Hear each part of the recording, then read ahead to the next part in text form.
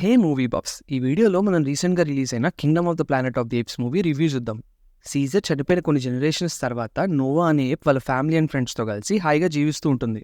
Latest స్టోరీలో వచ్చిన turn రావడం వల్ల హీరో స్పృహలో లేనప్పుడు నోవా వాళ్ళ ట్రైబ్ మొత్తాన్ని ప్రాక్సిమస్ సీజర్ అనే ఏప్ కింగ్ వాడి ప్లేస్కి తీసుకెళ్లి స్లేవ్స్గా ట్రీట్ చేస్తూ ఉంటాడు. ఇప్పుడు మన హీరో అయిన నోవా ప్లేస్కి ఎలా వెళ్ళాడు, ఆ జర్నీలో కలిసిన మే అనే హ్యూమన్ దాచిన సీక్రెట్స్ ఏంటి, చివరికి వాళ్ళ ట్రైబ్ వాళ్ళని సేవ్ చేయగలిగాడా లేదా అనేది ఈ మూవీ స్టోరీ. ఇంకా ఈ మూవీలో పాజిటివ్స్ విషయానికి వస్తే, మనం ఎప్పుడైనా ఏదైనా ఫ్రాంచైజ్ ఉన్న మూవీస్ని ఇష్టపడితే నెక్స్ట్ వచ్చే మూవీస్లో మన ఫేవరెట్ క్యారెక్టర్స్ ఆర్ సీన్ రిఫరెన్సెస్కి బాగా ఎగ్జైట్ అవుతాం. సేమ్ అలాగే ఈ మూవీ హిట్ అవ్వడానికి కారణమైన సీజర్ అనే క్యారెక్టర్ రిఫరెన్స్ని బాగా వాడారు.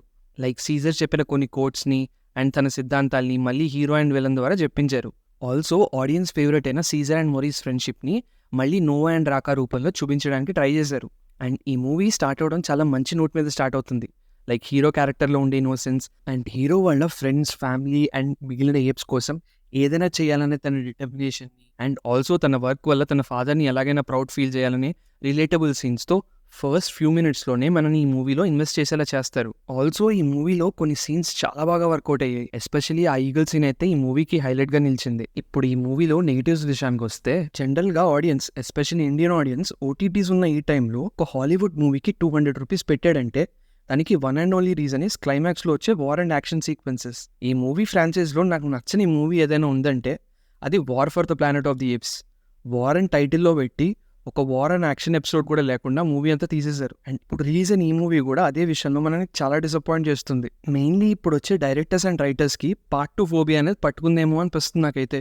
ఎలాగైనా ఒక వరస్ట్ పాయింట్లో మూవీని ఎండ్ చేసి దానికి అవసరం ఉన్నా లేకపోయినా పార్ట్ 2 తీయాలనే ఆలోచనలో they are just making some bad movies. చాలా మంచి యాక్షన్ వార్ ఎపిసోడ్తో ఎండ్ అవ్వాల్సిన ఈ మూవీ చాలా నీరసంగా ఎండ్ అవుతుంది. అండ్ మెయిన్ ఈ మూవీలో నన్ను బాగా డిసప్పాయింట్ చేసిన విషయం ఏంటంటే ఈ మూవీలో విలన్ క్యారెక్టర్.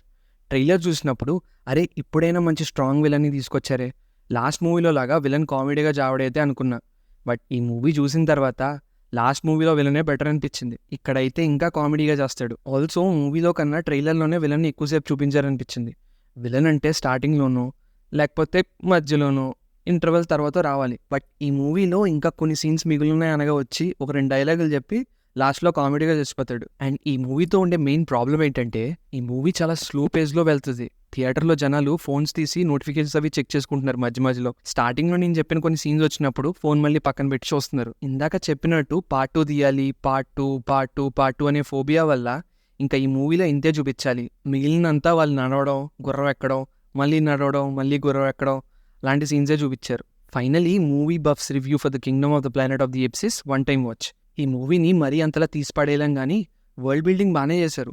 సీజర్ తర్వాత వచ్చే హీరో క్యారెక్టర్ని బాగానే ఎస్టాబ్లిష్ చేశారు. బట్ ఎక్కడికో వెళ్లాల్సిన మూవీ చాలా స్లో నోట్లో ఎండ్ అవుతుంది. వీకెండ్కి ఖచ్చితంగా థియేటర్కి వెళ్ళాలనుకునే వాళ్ళు ఒకసారి ట్రై చేయొచ్చు.